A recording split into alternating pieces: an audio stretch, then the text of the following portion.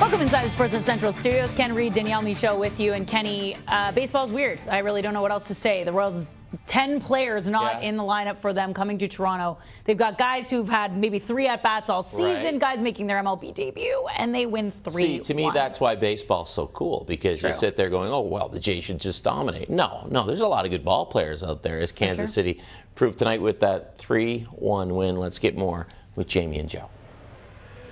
Ken, prior to the game today, I saw a tweet from somebody that said, hey, dig out the broom. And the first thing I thought of was, prior to a series? Prior to a 4-game series? Are you crazy? Hey, look, as Danielle and Ken mentioned, so many Major League players were missing for the Royals. But baseball's a weird game. You know that, Joe. I like the word Danielle used, weird, or just say baseball. That's what baseball is. You just never know on any given night. Royals without all these players, but Angel Zerpa, yes, the left-hander, tamed this Blue Jays lineup and thought he did a good job using the fastball and the slider in on the right-handed batters. When you do that, they have to be conscious of the heater, speeds him up a little bit. That's when you get him chasing that breaking ball that they have not seen from him. Same thing here for Gurriel, and that's why the heater inside to right, he's so critical.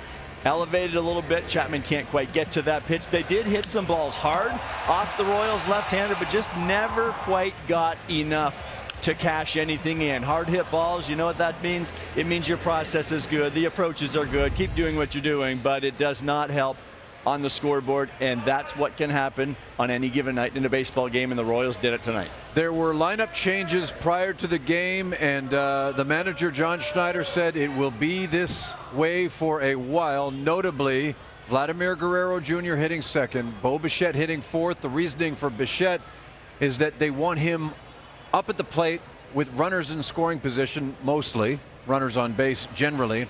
And he had that opportunity in the 6th inning. It was really mapped out the way we thought John Schneider had talked about the changes to the lineup, and this is what he's talking about. You got on-base guys at the top, and there's Alejandro Kirk on base again with this leadoff double in the 6th inning. So now up comes Bo, who's batting 4th, the cleanup hitter. Why? Because he wants him to hit with more runners on base, but unfortunately with that open base, he didn't make him get in the zone enough, and Bo goes ahead and chases out of the zone. Teoscar does the same, and it is a little different with an open base, but I think still, no matter where you are hitting, Bo's going to continue to get pitched the same way, and he's going to expand the zone. He's not going to come out ahead, so he pitches out of that trouble. It was set up right based on the new lineup construction. Get a guy like that, Kirk, getting on base, but they just could not get that done. It's one night. I still like this lineup construction, and I'll take it in the long run. But the Royals, in every way, just seem to outduel the Blue Jays tonight. As Dan Shulman mentioned, intriguing matchup tomorrow. You've got one of the best pitchers in the modern era, Zach Greinke, going for the Royals against a guy who's got a tremendous future in Alek Manoah. So join us for Blue Jays Central, 6:30 Eastern, 3:30 Pacific, as we send it back to Ken and Danielle.